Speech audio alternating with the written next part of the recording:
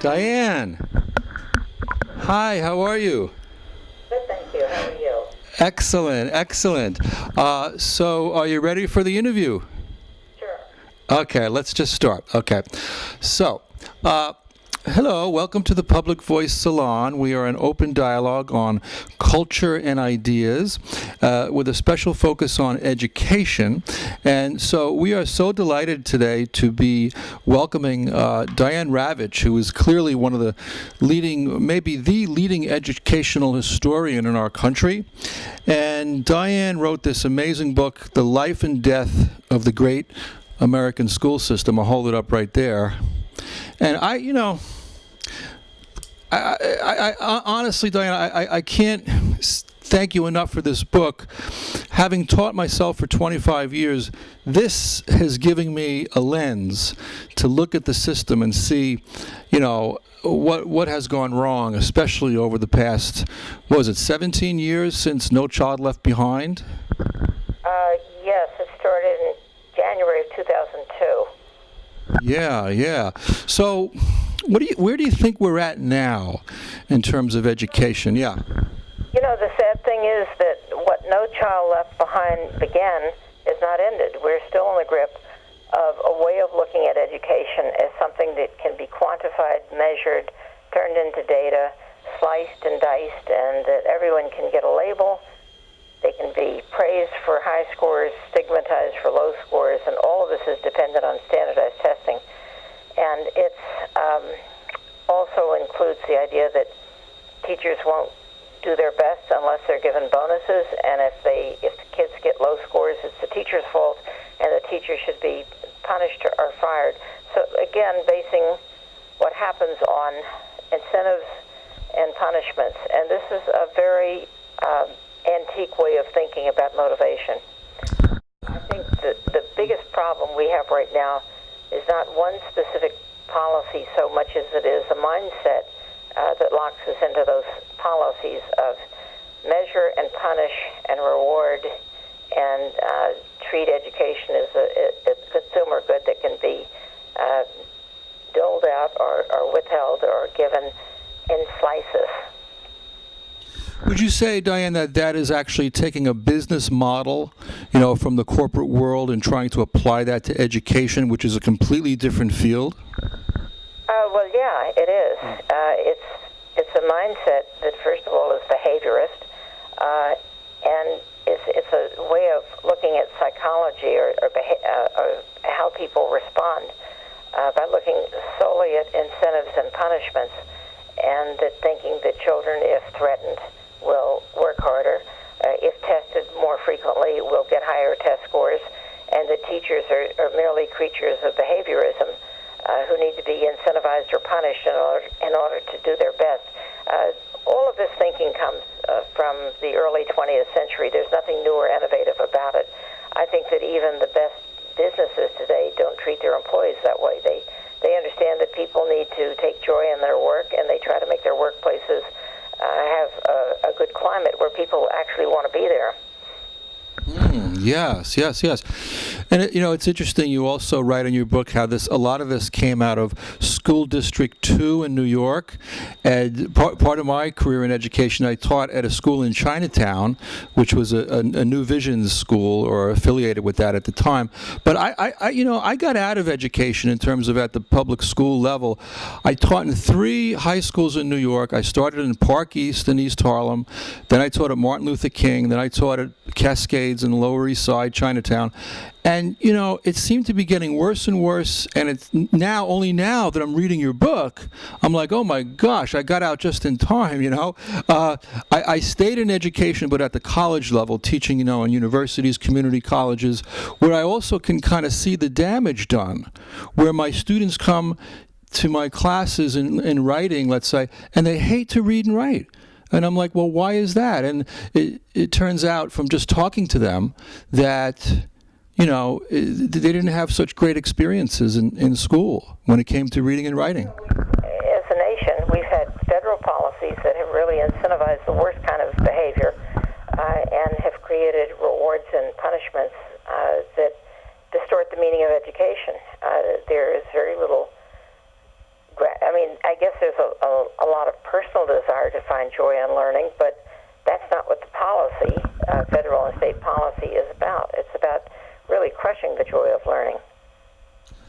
Yeah, how did we get to this point? I mean, you go back to like John Dewey in the 1930s and, all this progressive education that led into the 60s and 70s, and you had these experiments going on in education. People like Herb Cole.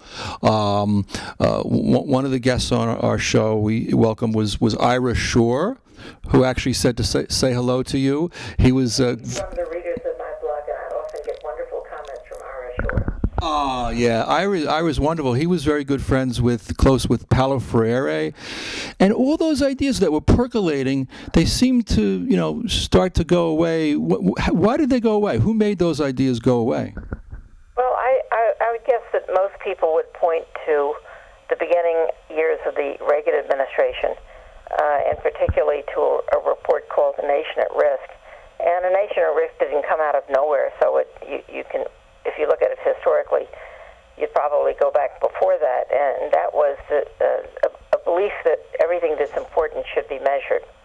And so with The Nation at Risk, you get a presidential commission created by President Reagan, actually created by his Secretary of Education, Terrell Bell. And the Secretary Bell was trying to save the Department of Education. Ronald Reagan wanted to abolish the department, and he never thought there should be a department. So Secretary Bell created this commission called the National Commission on Excellence in Education, and they were tasked with writing a report about basically what went wrong. So they started off with a very negative assumption, and there was recently an interview on NPR, I think it was celebrating, I forget which anniversary, of A Nation at Risk, but Anya Kamenetz of NPR interviewed the surviving members of that commission, and they said, well, the data was cherry-picked to make the schools look as bad as possible. The people writing it were looking for terrible stats. It would say our schools are failing, and the language of the report was very militaristic, saying that the American public education system was very bad, it was failing, it was so mediocre that if our enemies had done something like this to us, we would have considered it an act of war. So there was this kind of inflammatory rhetoric about how terrible the schools are, and then blamed the schools for the loss of the auto industry to Japan and the loss of other industries to Germany and to South Korea, all of which was ridiculous. The report came out in 1983, and it was written during a time of recession, and so it seemed very convenient to blame the schools for the recession, but the schools, of course, had nothing to do with the recession because the public schools were not responsible for the big automobile manufacturers who were then in Detroit, who made the decision to stick with gas guzzlers at a time when the Japanese were nimbly creating Toyota and Honda and cars that would get a lot of mileage to the gallon. So why not blame the schools for the stupidity of the guys running the auto industry? Why not blame the schools for an economic recession? When the recession ended, as it did, no one went back and said, oh, gosh, I guess we made a mistake there. The schools really were not responsible for the recession. The recession's over. Maybe the schools are okay. So when that report came out, it was a huge sensation. It was reported on front pages across the country that our schools are failing, they're mediocre, we've got to do something. And lots of states created state commissions and task forces, and they said, well, we've got to do something. And suddenly the governors began getting very involved in education policy making. And when George H.W. Bush became president in 1988, when he was elected, he decided he would be the education president. And what we saw happening from the time of the Reagan report in 83 until 88, when George H.W. was elected, was the politicians moving in and saying, education is low-hanging fruit. Let's get involved and let's take over. Well, nothing could be worse for education than to have policymaking become a state and federal function, because they're very far removed from the schools, and there were no educators among them.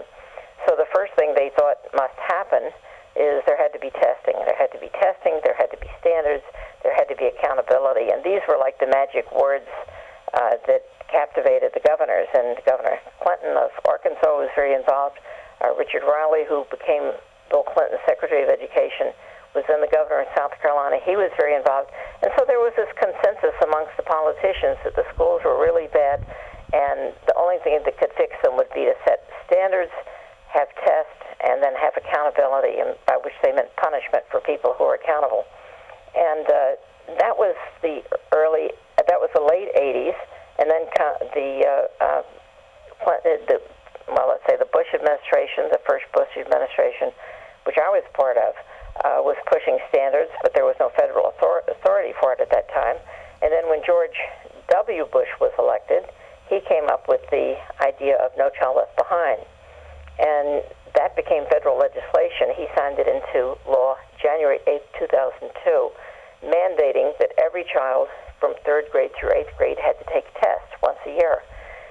And the consequences for the tests just became more and more onerous as time went by. And over time, as No Child Left Behind was the law of the land from 2002 until 2015, and then continuing up until today, hundreds, if not thousands, of schools were closed, mostly in communities of color. Thousands of teachers lost their jobs. Principals lost their jobs because the test scores weren't going up fast enough. The thing that was particularly bizarre about No Child Left Behind was that it set, in 2002, it said that within 12 years, by 2014, every child in America would score proficient on tests of reading and mathematics. This is a goal that no state in the nation met. I don't know if any school in the nation met it. If the Congress had stuck with those penalties for every child, every single child must be proficient, every school in the country would have been closed by 2014. So it was, from the get-go, a totally absurd law, and yet it just stayed there year after year because Congress couldn't figure out what to replace it with. Nobody had the guts to say, this isn't working, and it wasn't working. Eventually, it was superseded in 2015 by an equally, almost as egregious law called Every Student Succeeds Act. But you notice the language, if everybody follows this law, every student will succeed, which is actually not different from saying no child will be left behind. There is nothing that the federal government can do that will bring about a situation in which every student succeeds or no child is left behind. But there was this arrogance of power of thinking that simply by naming a law with an ambitious name that this will happen, and it hasn't happened, and very little has changed. What I love, Diane, of what you do in this book, one of the many things I love about it is how you really connect the dots, and you give an historical analysis that's rich and that really shows you what happened and why it's based on faulty data and faulty research. And you talk about the so-called Texas miracle, which Bush used to justify No Child Left Behind, and also the so-called New York miracle under Bloomberg. And both of them have been debunked by research. Is that true? That's absolutely true. I mean, the reason No Child Left Behind became law was that when George W. Bush was elected in 2000 in that very hotly contested contest where he won in the state of Florida by something like 547 votes, which gave him the presidency, the top item on his agenda was education. And he said he knew how to fix education, that if everybody did what Texas did, then scores would go up, graduation rate would go up, the gap between children of different races and different economic groups would narrow. All these wonderful things would happen simply by testing every child every year and publishing their school scores. That was some kind of magic elixir. Well, this is ridiculous because there was no Texas miracle. And there were, as I point out in the book, there were people at the time, there were scholars at the time who said, but there was no Texas miracle. I mean, Texas is right in the middle. There have been some improvements, but you do get test scores go up some when you spend more time testing, but then they stop because test prep can only take you so far. And that's what we've seen nationally, which is that after No Child Left Behind was adopted, test scores went up from about 2002 until 2007, and then they went flat. And so we've had now more than a decade in which there have been no increases on the national test. The national test is called the National Assessment of Educational Progress, and it's not given to every student in America. It's given to random samples. So it's a scientific sample. It's given every other year. It's considered the audit. It's considered the gold standard of American education. And on the gold standard, which is known as NAEP, for the National Assessment of Educational Progress, there has been no change since 2007. So most people who look at these scores, who know anything about the subject, say, well, we got as much as we could get by test prep, and then everything went flat because students actually weren't learning more. They were parroting back what they learned to do, but nothing has changed. I mean, it's been a very static situation since 2007, and what has really changed, when I say nothing has changed, it's not quite right, is that there is less time available for history and civics, foreign languages, for recess, for physical education, for science.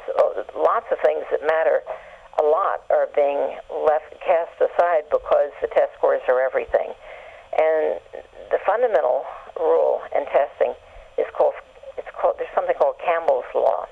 And Campbell's Law says that the more you focus on a measure and say that that measure is both our measure and our goal,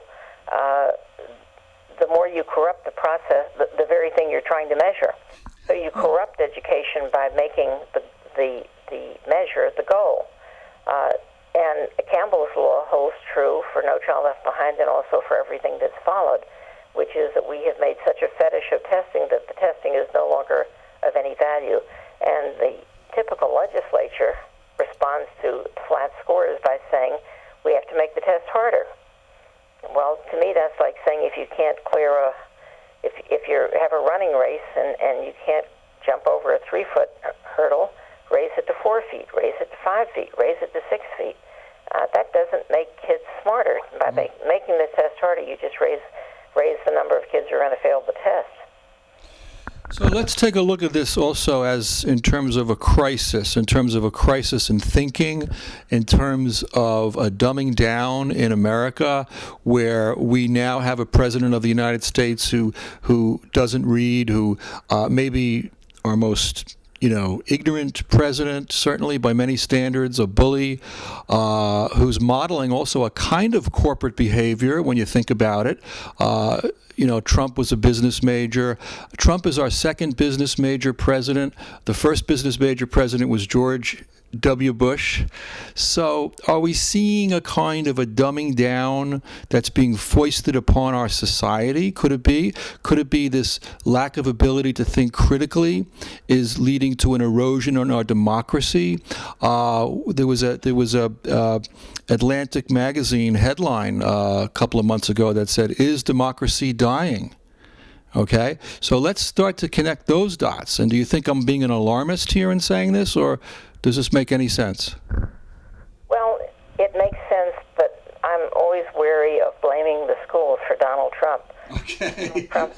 Donald Trump's a product of private education.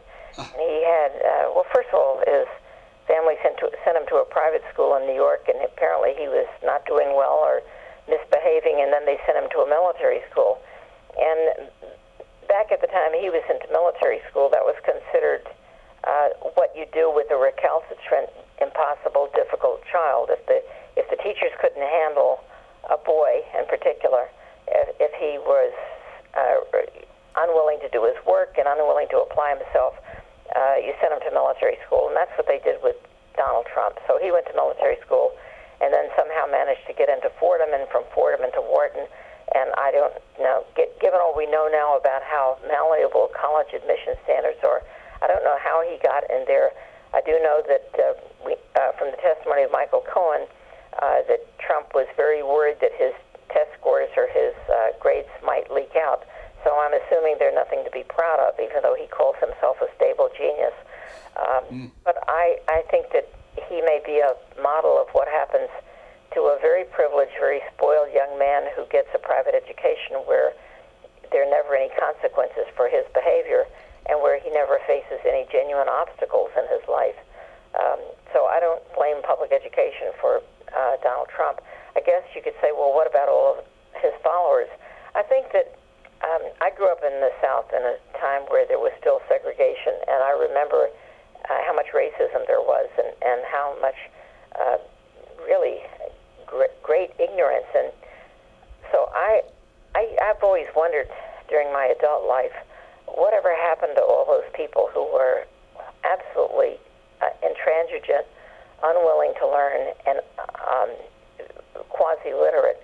And I think that Trump gave the answer during the 2016 campaign. He said that people were coming out to vote for him who never voted before because they had no one to vote for. So I think that a lot of people came out from under rocks and said, here's someone who understands my need to affirm my identity as a white person. And he appealed to this latent racism that's been there all along, but that politicians generally have ignored for good reason. So I don't attribute his success to the dumbing down of the public so much as the complacency of people who are literate and informed, combined with his appeal to a segment of the population that has just been politically inert because no one ever went to them and said, I'm on your side. I'm on the side of people who think that there are very fine people in the Ku Klux Klan and among the neo-Nazis. We haven't had that appeal in our politics since at least the 1950s, maybe the early 60s. But it's been latent all those years, and now it's not latent anymore. And we find that there's a disturbing number of people who find that appeal to white identity very attractive, when in fact it's the loathsome dark underbelly of American life. So yeah, but as far as going forward, like how, in terms of why does it seem like America now doesn't get that education is connected to democracy, or should be? Going back to Thomas Jefferson, that was the original model, that you have a civic purpose of education. Certainly John Dewey stressed that. And we even have now, one of our guests on our show is Richard Dreyfuss, who has a civics project, the Dreyfuss Civics Initiative. He's trying to make civics popular again, both inside of school and outside of school. It seems as if we've been kind of very narrowed in terms of education. We look at it only as educating for jobs. That the only reason you go to college is to school at all is you're being trained for the workforce. Is this something that is new? Has this been foisted upon us, or are there other ways of looking at education? Another one of our guests was Nell Noddings, who wrote this wonderful book about care, and this idea that there's an ethos of caring in education. What kind of human beings are we nurturing when it's narrowed to this very mechanistic thing where it's only about, the career, and it's not about creating people who are creative, who think critically, who can look at who to vote for in a reasonable, rational way, who have imagination. What about imagination in the arts and literature, and why can we build a movement that makes people realize this? Can we possibly? How do we change people's minds about? Yeah. If you think about where this very utilitarian view came from, there's always been a strand in American thought of you go to school in order to prepare for work, but it was never the dominant strand. And when people talk about, well, why do we have an education system at all? Why do we tax ourselves to pay for education? And people have different views, but I would say that the basic view has always been that we tax ourselves to pay for education to preserve our democracy. And preserving our democracy means that people have to be literate, and they have to be able to think for themselves, make good decisions about who to vote for, serve on juries, and perform, have a commitment to making this a better society for everyone, not just for themselves. That view has been eclipsed not more, by the idea that education is solely a consumer activity, and that you prepare for a job, you prepare for the economy, you prepare to contribute in terms of being a worker, and you are going to be a contributor to let's say, the global economic society in the sense of making things and making money. And you go to, if you just look at the changes in college, it used to be that people went to college and they majored in literature, they majored in history, they majored in philosophy. Almost all of that liberal arts side of education has been overtaken by majoring in business. Now, I'm fairly old. I graduated high school many, many years ago. But when I graduated high school, a business major was the dumb track. That was not something that smart people did. You might go to graduate school of business, and that's okay. But first you got an undergraduate degree in philosophy or in history, and you learned about the arts. That was the ideal of being an educated person. And now the dominant major in undergraduate schools across the country is business. So there has been this tremendous change of thinking that education is just about making a living and getting ahead of other people. And that has been, if anything, multiplied by the emphasis on school choice. Because the emphasis on school choice, whether it's charter schools or vouchers, or homeschooling or cyber schooling or all these things that Betsy DeVos is out selling, that's all about consumerism. That's saying the parent makes a choice. It really doesn't matter what the choice is. And once the parent chooses, that's the end of our concern. We don't care what the quality of the school is. We don't care what the inputs are. All we care about is that the parent chose. The parent is the consumer. And the big switch and bait and switch here is that we used to think about education as a civic activity in which we all pay for the education of all the children of the community because it's in our self-interest to have a better community and to have an educated community. And what has been sold to us, and it's not just DeVos, but even before DeVos, is that school choice is a good all by itself. And that turns us from citizens into consumers. And I have to say that I am very critical. I think the education policy of the George W. Bush administration carried right through the Obama administration and right through into the Trump administration. President Obama, who I admired for his gravitas, for his dignity, for his intelligence, had a horrible education policy. His education policy was a continuation of George W. Bush's No Child Left Behind, and he often said so. I remember one event where Margaret Spellings, who had been George Bush's Secretary of Education, was sitting in the audience, and President Bush gave her a shout-out, and he said, "Our program, Race to the Top, is built right on the foundation of No Child Left Behind." And he was absolutely right. It was the same thing. There was no difference between the Obama and the Bush policies. And today the think tank people in Washington refer to the Bush-Obama era in education. And now it's Bush, Obama, and Trump because there really is no difference.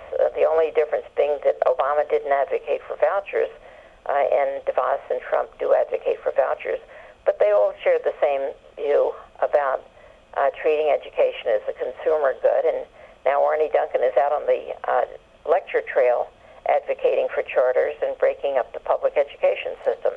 I believe that public education is a fundamental civic obligation that all of us owe to the next generation, and that turning it into a consumer good means privatization, and privatization is not good for democracy. Wow. This is amazing. This has to go out there to a bigger public. It would be wonderful to see you on Rachel Maddow or some of those big shows. Have you ever gotten on those big shows? Well, I was on with Chris Hayes a couple of times. I once met Rachel Maddow in the corridors of NBC, and it was right about the time that the book you read had come out. It was in 2010, and I was going to be interviewed by Andrea Mitchell on her 4-minute midday show. And I said to Rachel Maddow, "I'd love to be on your show," and she changed the subject very quickly. And I don't know what that was about. I can sort of, people have said to me that she's friendly with some of the charter leaders, but I don't know if that's true. She just doesn't seem to be interested in education. I watch her every night, and she almost never mentions education at all. So that's one of the things we're doing with our show. I really see myself more as a teacher with a talk show, not as a media personality. And I just got to a point where I said, how come we don't see our people, educators, people who talk pedagogy? Media appearances that I made when I was out talking about the book, The Death and Life of the Great American School System, and then the book that followed is called Reign of Error, The Hoax of the Privatization Movement. I appeared twice on the Jon Stewart show, on The Daily Show, and that was fantastic. I mean, he was absolutely great, and it turns out I think his mother was a teacher. Maybe she still is in New Jersey. So he was very sympathetic, and we had a great conversation. And that was a terrific exposure to talk about the issues we're talking about now. Although he had a certain kind of ambivalence, if not negativity, towards the very idea of unions and tenure. And that's something that I've discovered amongst people who live in the elite media world, which is somehow unions have been turned into some kind of the bête noire of education, as though they're a bad thing. And I always point out, when asked directly, that the non-union states are typically the states in the South and the Midwest that are the lowest performing states on national tests, and that the unionized states are the ones that do the best. I'm talking about Connecticut, New Jersey, New York. Those are they are the high-performing states on the national test, and they're union states. So I don't see the unions as being bad. I think that unions are a good thing, because wherever there are unions, they protect the teaching profession, they protect the public schools, they get more money for the public schools. And what people like DeVos and the Koch brothers and Trump want is to defund the public schools and turn the public money over to private entities. And the unions stand in their way, so they would very much like to get rid of the unions altogether. They've done a pretty good job. Well, as a son of a union man, my dad was a projectionist and belonged to a union and was able to buy a house. I really see the power of unions. And but you talk about the Billionaire Boys Club, right? That's sort of even Bill Gates and Eli Broad. Yeah. And the Walton family. So how do we is there a way to get progressive money together? Do you need a force as large as they have in order to counter that? How do we counter all that money that's coming down against good ideas in education? Well, the sad thing is that I had a chapter, and I referred specifically to those three foundations, Bill Gates, Eli Broad, and the Walton family. They spend money not just as philanthropists and foundations, they also spend it politically. And it's not just them. It's also Michael Bloomberg. It's the Koch brothers. I mean, I have a new book coming out in January from Knopf, and it's about the amount of billionaire money that's going into politics to try to privatize public education. And the list is very long. It's Michael Dell of Dell Computers. It's John Arnold, who was an ex-Enron trader. These are all billionaires, and you'd be surprised how many there are. There's a billionaire in Missouri named Rex Sinkfield who spends huge amounts of money trying to promote vouchers. In almost every state, in some states, like in California, there's also Reed Hastings. Reed Hastings owns Netflix. He's a billionaire. And all these guys are pouring money into privatizing education. The Democrats say, well, we're just supporting charters, and they believe the charters are public schools, which they're not. The Republicans don't care whether it's charters or vouchers. I mean, the Walton family has poured millions and millions into charters, and they claim responsibility for opening 1 out of every 4 charter schools in America. Well, I don't think the Waltons should be controlling public education. They own Walmart. They employ over 1 million people, and if they just pay their workers a living wage, their kids would be far better off than all of the charter schools they're opening.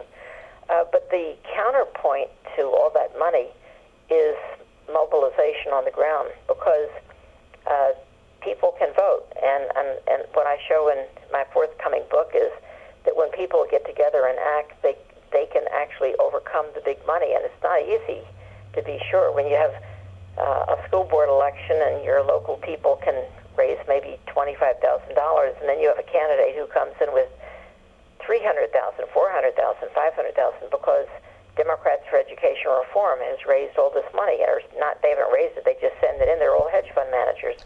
But there are a very large number of hedge fund managers who are committed to privatization, who support charter chains.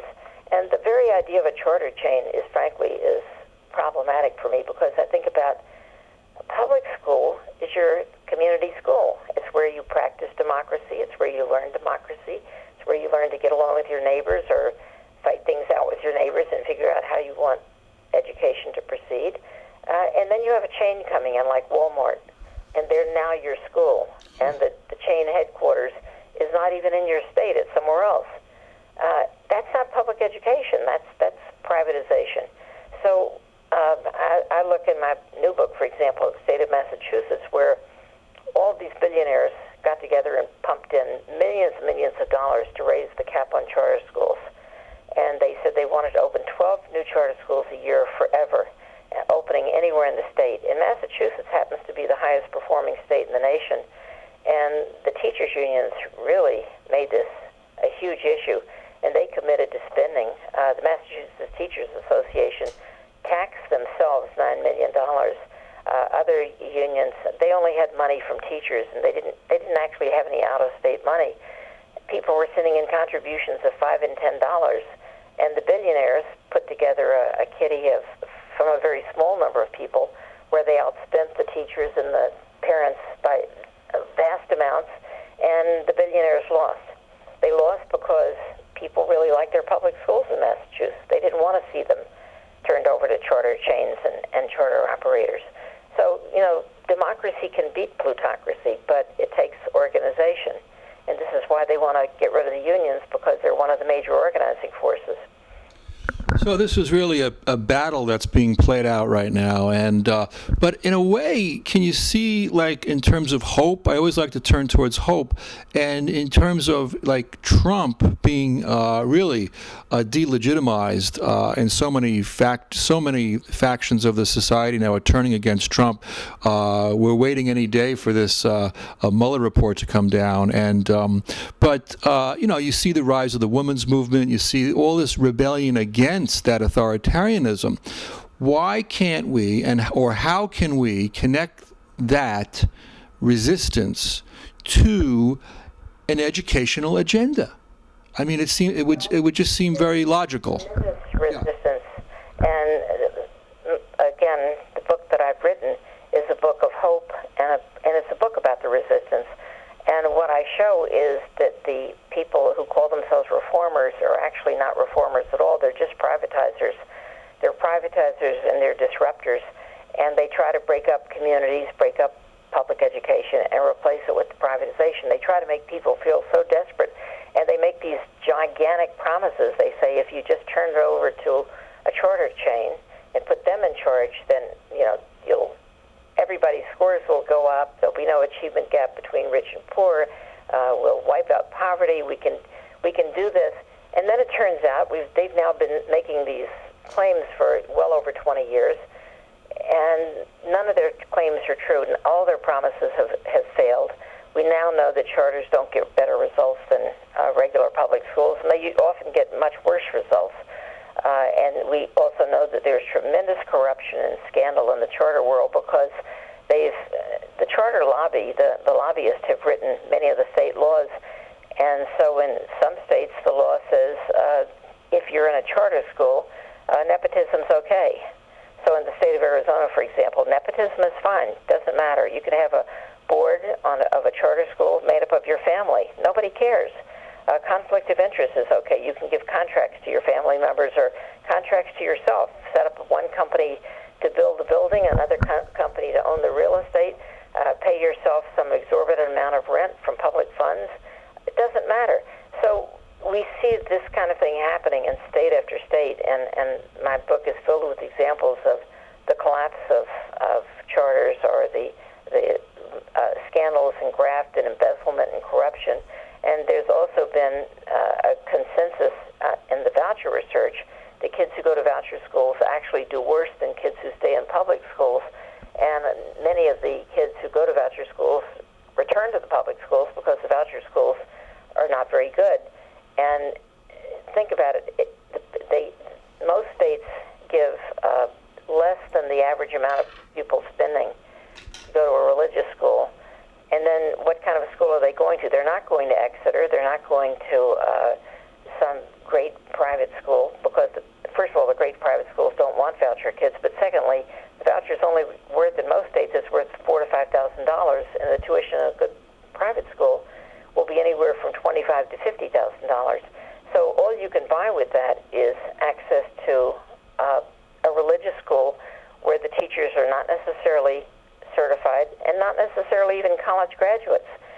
And most of the voucher schools are far worse than the public schools that the kids are leaving behind. And the push for vouchers in Indiana, for example, it's attracted 3.5% of the kids. So even when almost everyone's offered a voucher, they don't want it because they know their public school is better. So this so-called reform movement, which is in my view, it's a complete fraud, has failed, and the word will get out, and where people have organized, they have managed to defeat even the well-funded candidates. But that doesn't mean that the movement is dying. The reason the movement to destroy public education continues to be powerful and dangerous is because there's so much money behind it. When you look at the money going into privatization and where it's coming from, whether it's Bill Gates, the Walton family has spent billions of dollars on privatization, and Reed Hastings has said he looks forward to the day when there are no public schools, and he claims to be a Democrat. Oh. And he has spent, I don't know how many hundreds of millions of dollars supporting charter schools and paying for the California Charter Schools Association. But there was an election in November, just this past November, where the charter schools went all out to elect one of their own as the state superintendent, and they spent, I don't know, 20, 30, 40, 50 million dollars, and they got beaten, and they were beaten by a candidate who is supported mostly by teachers. So, resistance works, and resistance is building.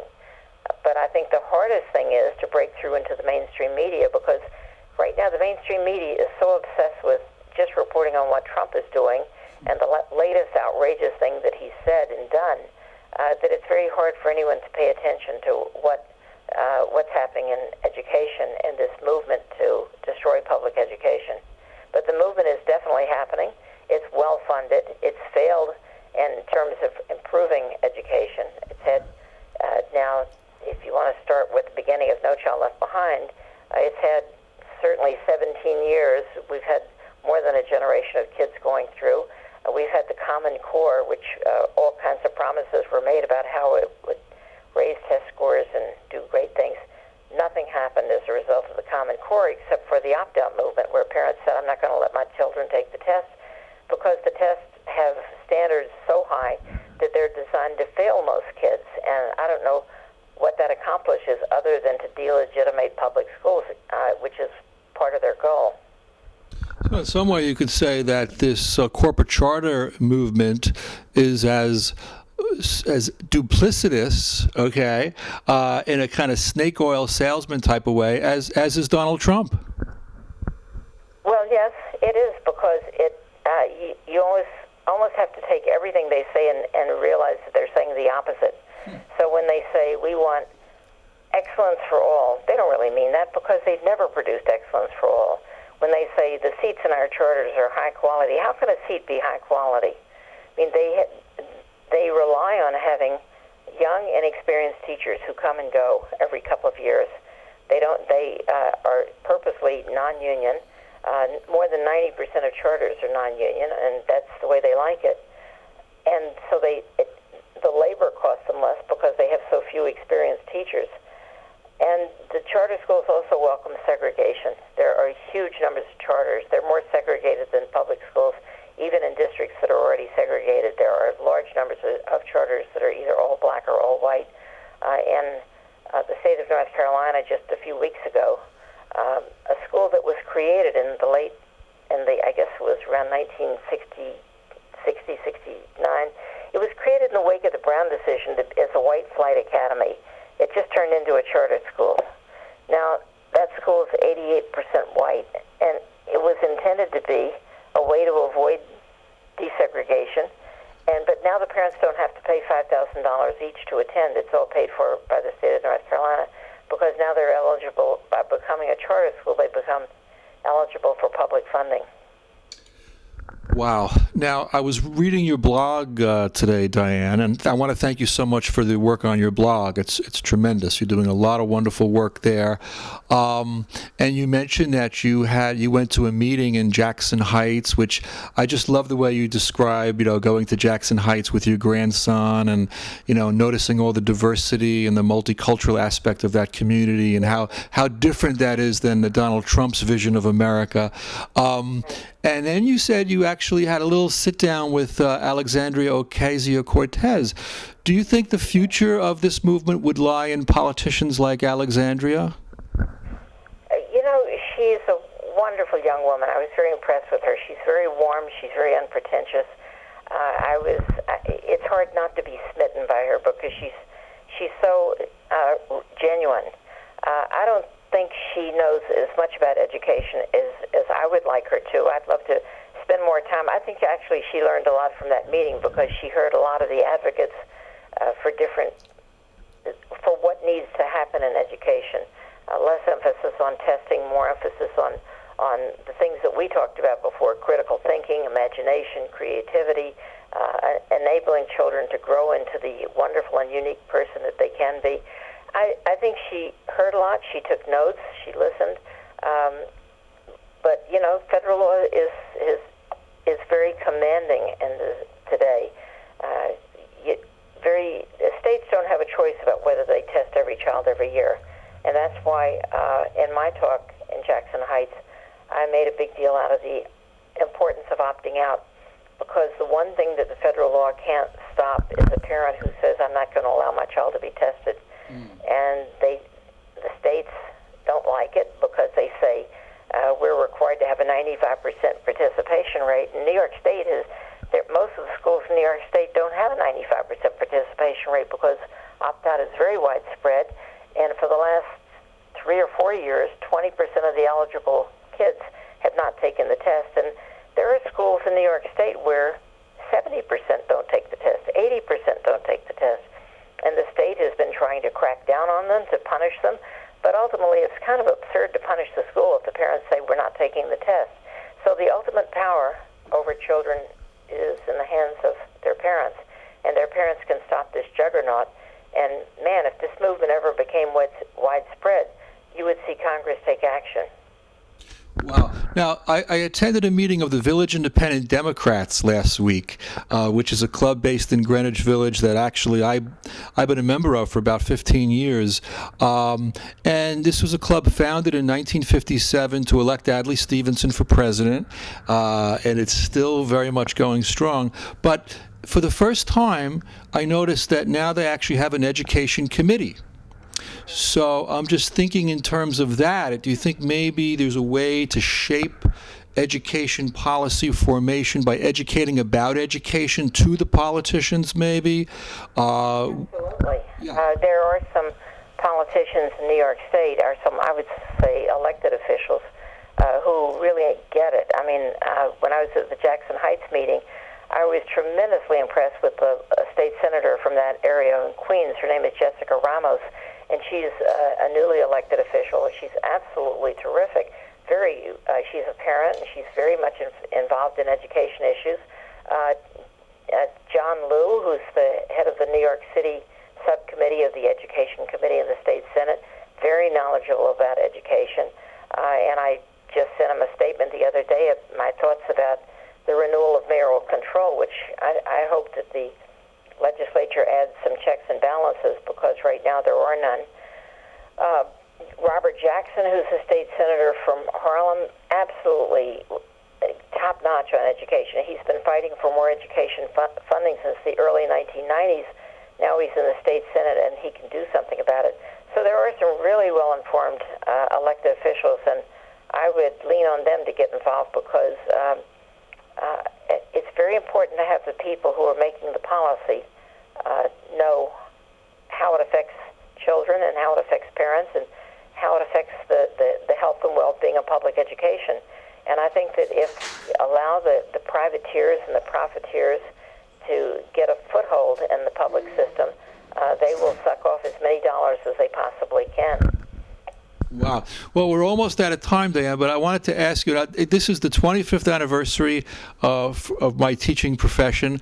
I'm celebrating it. I call it the silver anniversary of being a teacher. And I'm celebrating it by going out there and trying to make speeches about what's wrong and what needs to be done to fix education.